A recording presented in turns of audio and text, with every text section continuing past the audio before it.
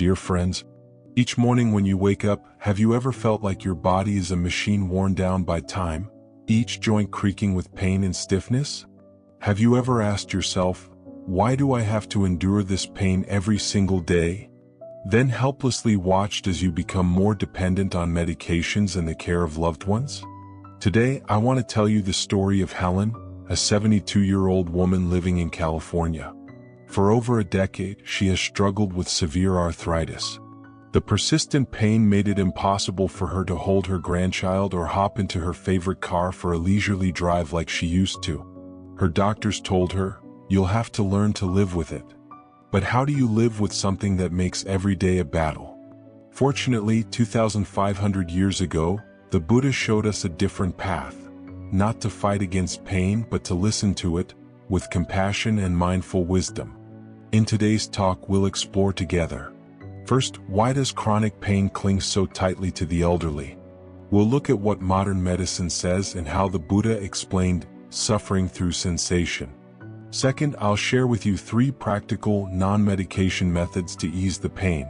How to use meditation to transform pain into a teacher, how to practice mindfulness in everyday activities, and the healing power of chanting and loving kindness. Finally, we'll hear inspiring stories from seniors who found peace in the midst of illness.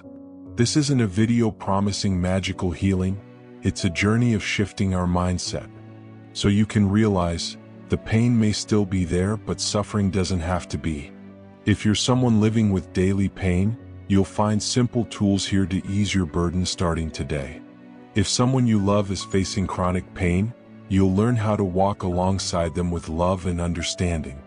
And even if you're just curious about Buddhism, you'll discover practical wisdom deeply relevant to our modern lives. I wholeheartedly invite you to give yourself the next 15 minutes. Don't dismiss this just because you think you've tried everything. Maybe the remedy you need isn't in a bottle, but in the way you choose to see and face your pain. Just listen once, with an open heart. As the Buddha said, in suffering, there is already a path to the end of suffering. And if you welcome that, relief may come even amid the hardship. Dear friends, let me begin with the story of Margaret, a 72-year-old woman from Ohio. In 2018, she fractured her hip after a fall. Though the injury healed long ago, every time the weather turns cold, she still feels stabbing pain in that old bone. Her doctor explained that her nervous system is like a radio with the volume knob stuck, continuing to send alarm signals long after the danger has passed. That's the nature of chronic pain, which many of you may be experiencing. When we're injured, the nervous system sends pain signals as a warning. But with chronic pain, even when the wound has healed, the system keeps misfiring, like a fire alarm that won't stop ringing even when there's no fire. Many of you may have turned to painkillers.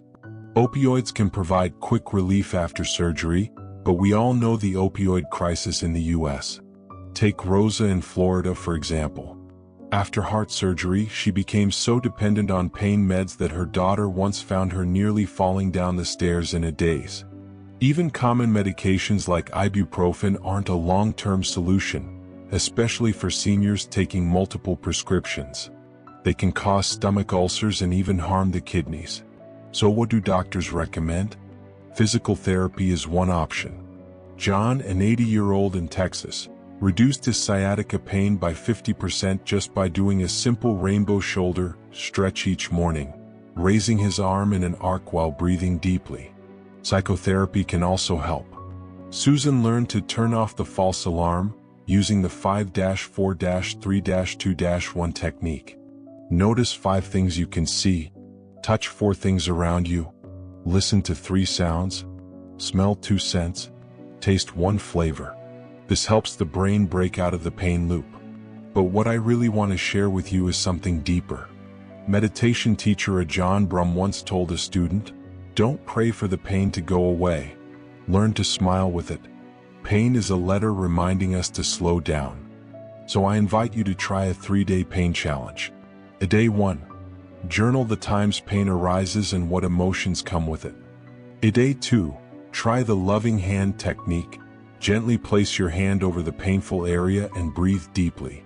A day 3. Say to your pain, thank you for reminding me to rest. Edith, age 85, tried this and realized her pain often flared up when she was stressed. Now, whenever pain comes, she says, time to relax.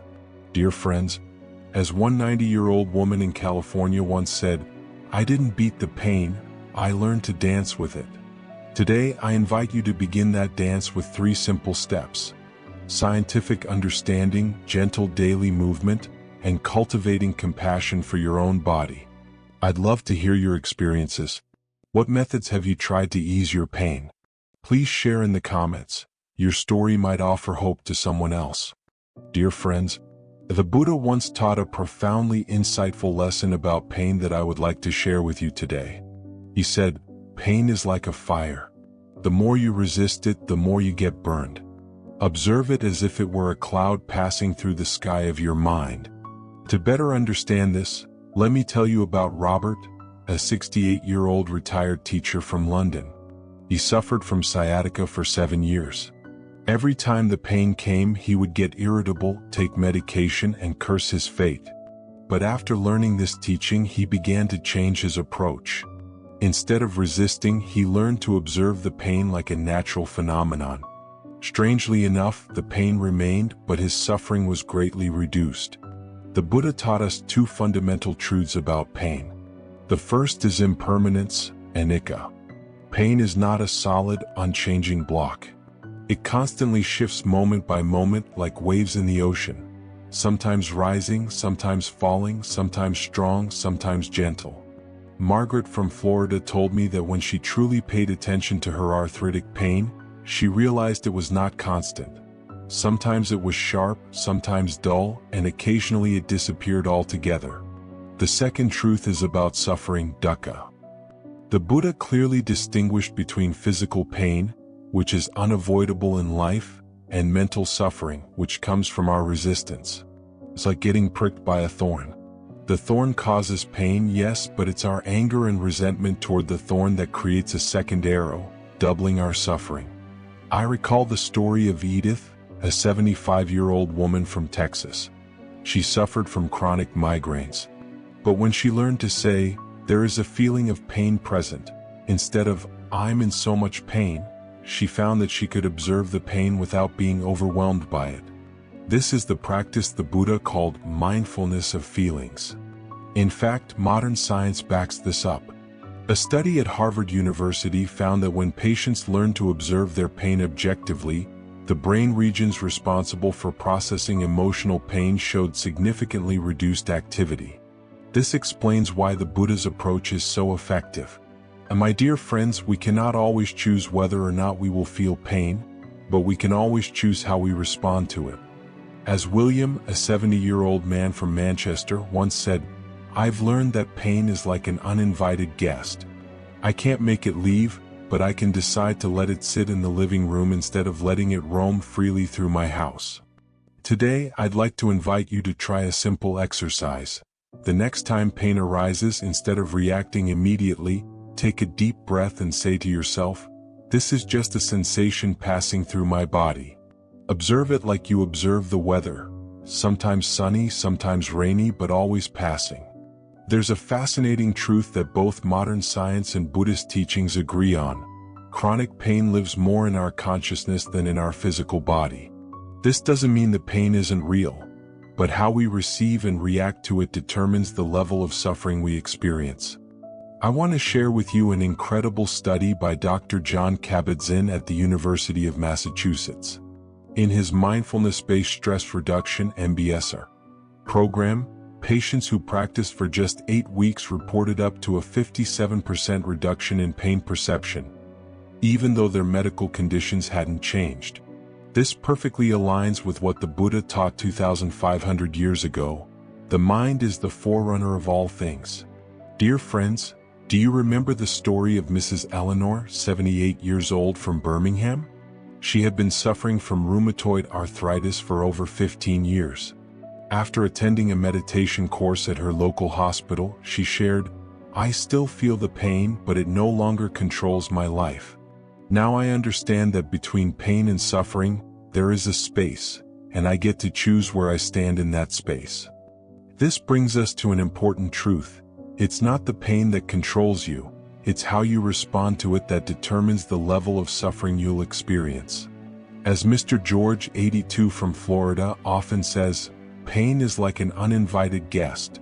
I can't kick it out, but I can choose to let it sit across from me instead of letting it sit in my lap. But understanding alone is not enough.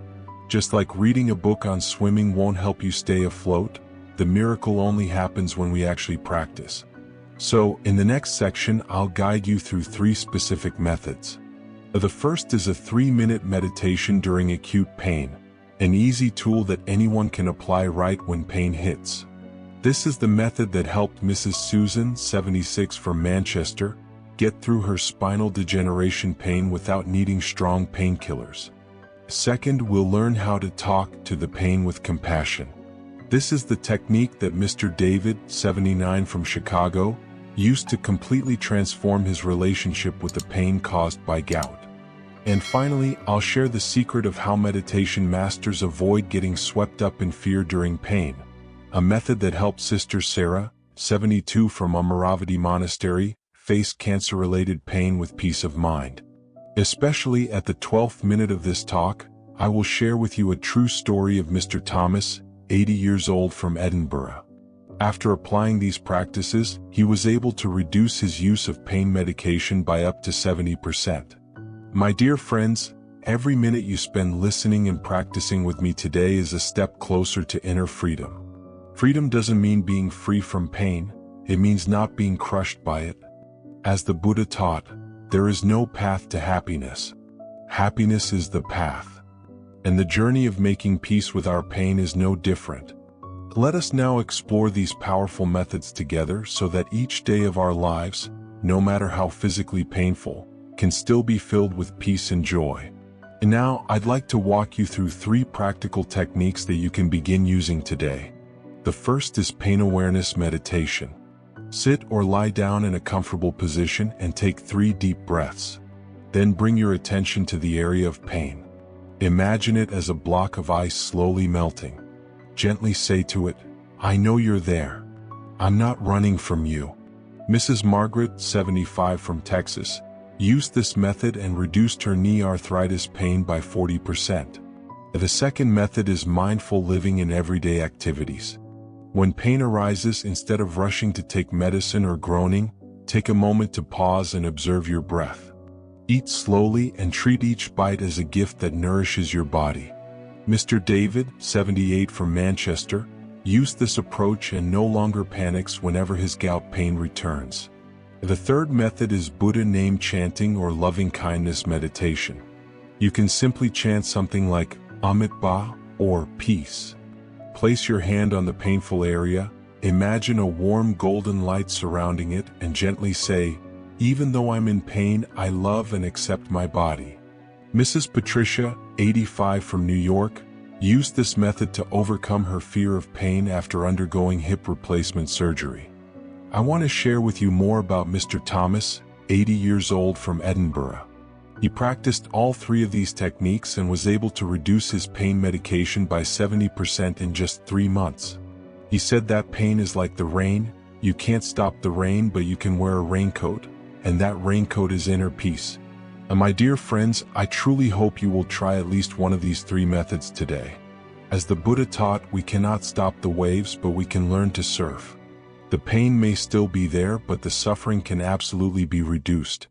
I would love to hear your experiences with these methods. Which ones helped you most? Your stories can be a valuable gift to others walking this same path. My dear friends, before I dive into sharing this truly remarkable and inspiring story with you, I want to extend a heartfelt invitation to pause for just a moment and engage with us in a small but meaningful way. If you feel moved by what we're exploring together, I'd be so grateful if you take a second to like this video and subscribe to our channel.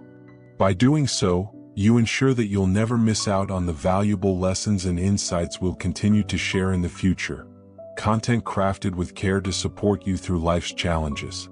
Each like you offer is a powerful gesture of encouragement for our team, fueling our passion to keep creating videos that resonate deeply and provide practical guidance. When you hit that subscribe button, You'll be the first to know whenever we release a new video, filled with actionable methods to help you navigate the ups and downs of aging with grace, resilience, and a sense of inner peace.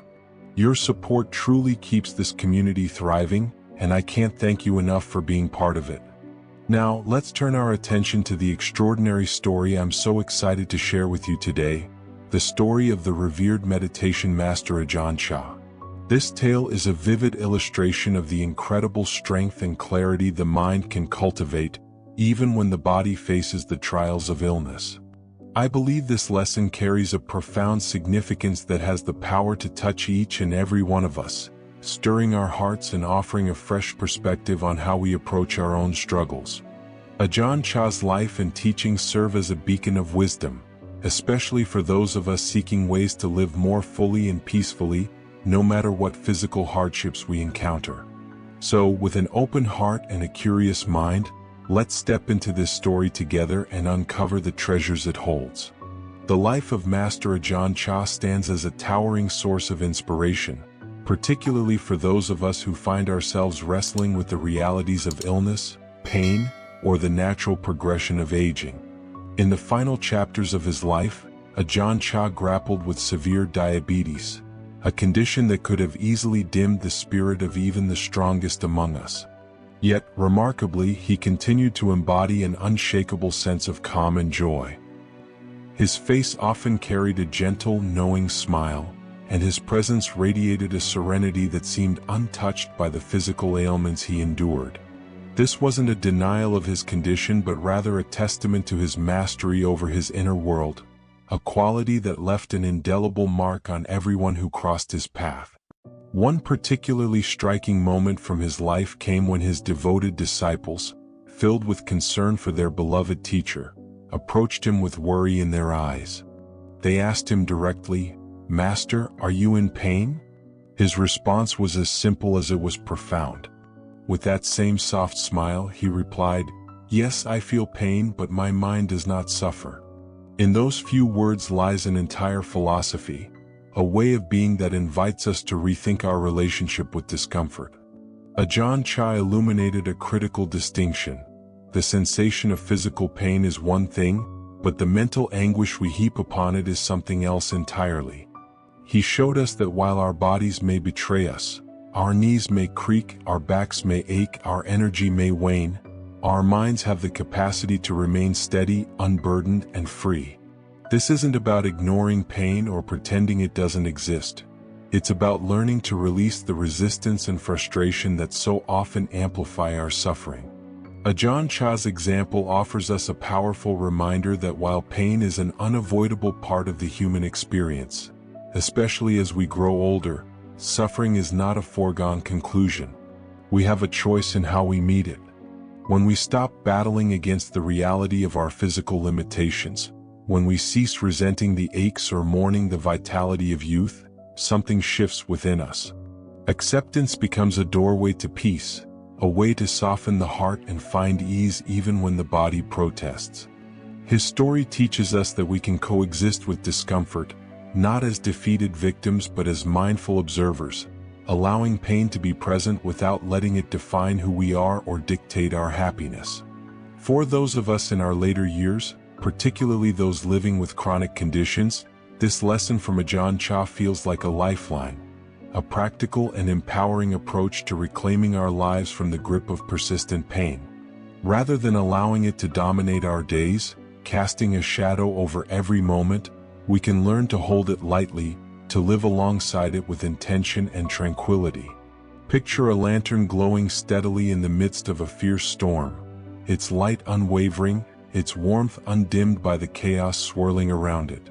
That's the kind of presence Ajahn Chah invites us to cultivate, a quiet strength that shines through the tempests of illness or aging, illuminating a path toward peace.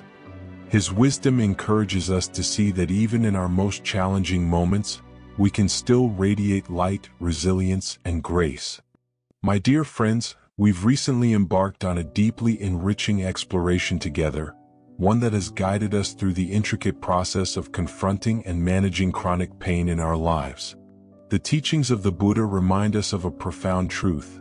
While we may not have the power to decide whether pain enters our lives, we hold within us the remarkable ability to shape how we choose to face it, respond to it, and ultimately live alongside it. This journey isn't about simply avoiding discomfort or wishing it away. It's about discovering a meaningful way to coexist with it, transforming our relationship with something that might otherwise feel overwhelming. The core message I want to impart to you today is both simple and transformative. Even though you might not be able to erase the pain that accompanies aging or illness, you absolutely have the capacity to redefine how you experience it and integrate it into your life. This isn't about passively tolerating suffering or gritting your teeth through hardship. Instead, it's about mastering the delicate and powerful art of finding peace amid circumstances that cannot be altered. It's a shift in perspective, a gentle yet intentional way of approaching life that allows you to reclaim a sense of calm and agency, no matter what challenges you face. Throughout our time together, we've delved into 3 practical and time-honored methods that can support you on this path: pain meditation, mindful daily living, and the practice of loving kindness. I wholeheartedly urge you to experiment with at least one of these approaches. Pain meditation invites you to sit with your discomfort in a way that fosters understanding rather than resistance. Mindful daily living encourages you to bring awareness to each moment, helping you stay grounded even when pain flares. And loving kindness practice opens your heart, not just to yourself but to others, cultivating compassion that can soften the edges of suffering.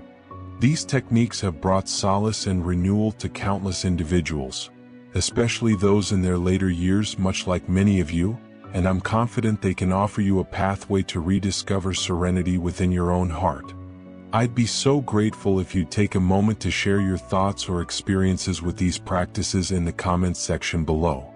Your reflections, whether they're about a small victory, a challenge you encountered, or a moment of clarity, could serve as a beacon of hope and inspiration for others who are navigating similar struggles.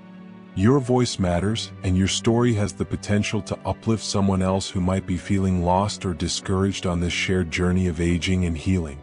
If you haven't already, I warmly invite you to subscribe to our channel so you can stay connected with us as we continue to create content designed to support you. Our upcoming videos will dive even deeper into guided meditations specifically crafted for pain relief, offering step-by-step tools to help you find comfort and ease. Every new subscriber strengthens our resolve to keep producing resources that make a real difference in this community, and we're so thankful for your presence here. It's your engagement that fuels our mission to provide meaningful, accessible guidance for all who seek it. At the heart of everything I've shared today is a belief I hold dear.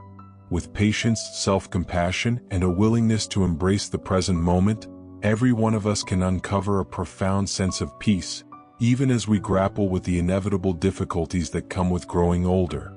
Think of the lotus flower, a symbol of resilience and grace, emerging from the murky depths of a pond to bloom in radiant beauty. In the same way, our spirits can rise above the mud of physical or emotional trials, shining brightly despite the weight of illness or the passage of time. This is not just a possibility but a promise that lies within reach for each of us. Thank you from the bottom of my heart for dedicating your time to join us on this significant and soul-nourishing journey. It's an honor to walk alongside you as we explore these practices and insights together. As you move forward, I wish you an abundance of peace in your heart, clarity in your thoughts, and a steady path toward genuine happiness. May you find strength in these teachings and comfort in the community we're building here, step by step, day by day.